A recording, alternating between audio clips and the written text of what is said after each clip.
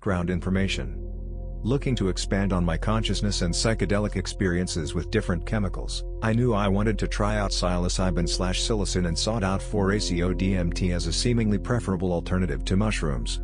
Despite having no prior experience with psilocybin or mushrooms, I decided to try 4-ACO-DMT first because it was a prodrug of psilocin that was reported to have less nausea and could be more conveniently stored for an indefinite amount of time.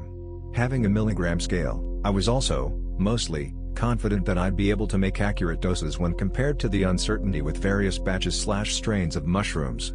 Aside from lots of cannabis, my prior experience with psychedelics consisted of a handful of trips before with varying doses of LSD and DMT. I certainly had difficult trips before, but I still look back on each of them as invaluable and powerfully beneficial in hindsight. Day of experience. Set. Although I had a little hesitation, I generally do with any substance because I am aware of their profound capabilities to defy any expectations/mindsets has. Aside from that in the back of my head, I was prepared days before to trip and felt I was in the right mindset. Setting: comfortable, safe, and personal environment. Bedroom, desk/computer. Attempting to weigh out something between 15 to 20 milligrams, I was getting readings that could have been 1 to 2 milligrams off in either direction but ended up with approximately 18 milligrams of 4-ACO-DMT fumarate, which I then transferred into an empty capsule and consumed with a glass of water. D+0. Swallowed capsule containing the 4-ACO-DMT fumarate with some water, sitting at my computer desk listening to some music. I hadn't eaten anything prior that morning. D+10 minutes. Beginning to feel anxious, ready to trip and waiting to get past the come up but not feeling any effects yet. D+20 minutes. Starting to feel first symptoms of nausea, body load is becoming more prominent but I am not tripping yet. D+25 minutes. Headspace beginning to shift, stomach feels like it's being pulled or lifted up only to be dropped back down. My body slowly begins to feel heavier, gravity seems to be more apparent. D+30 minutes. Starting to feel this incredibly strange psychedelic presence eerily similar to sub-breakthrough DMT. Everything seems to miss a beat metaphorically, colors are getting more vibrant, beginning to trip.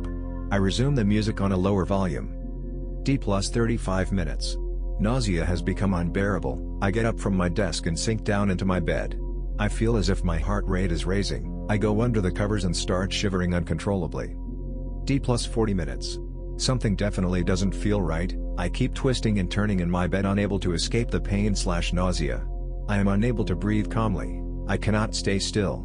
Although I had experienced nausea on the come up of LSD once before, this was on levels beyond what I had expected. I feel this negative presence inside me and around me grow stronger and stronger. I am panicking, unable to control my mind or body, my trip is turning bad. I keep breathing in deep trying to calm myself but cannot escape the discomfort. I worry about the strain being put on my body, I don't know whether or not I will come out of this experience healthy. I reconsider all my decisions now and feel tremendous regret in taking the substance and everything else before it. At the time at least. D+45 minutes. I cannot focus on anything but the nausea I am experiencing.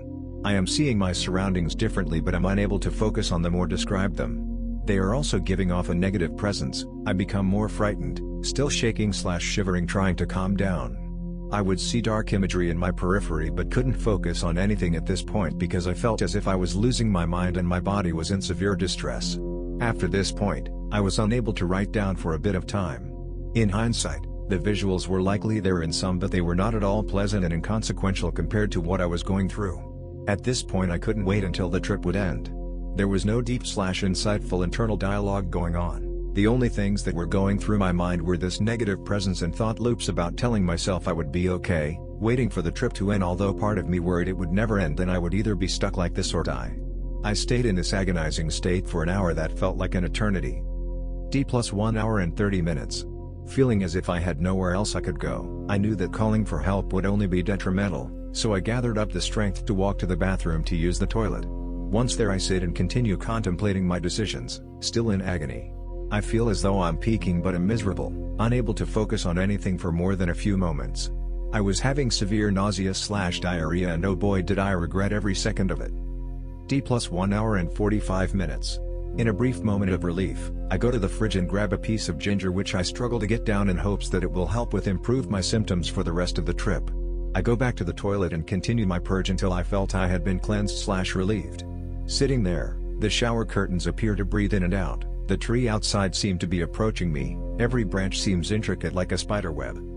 D+2 hours and 5 minutes. I get a break from the nausea and resume writing my trip report in my bedroom. It was so unexpected, only now was I able to begin enjoying the trip.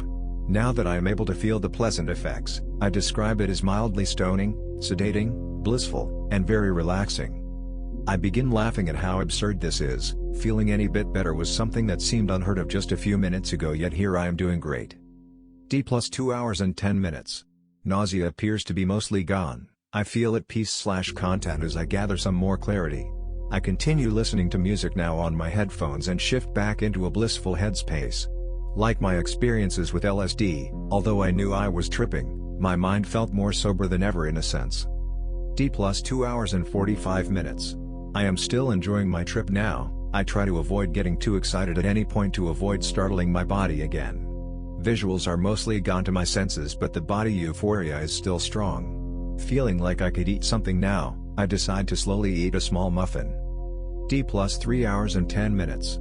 Around this time I begin to feel nauseous and fearful again. I start moving uncontrollably. I thought that I was done with this, yet here I was again. My headspace begins to become more negative, although not as bad as initially.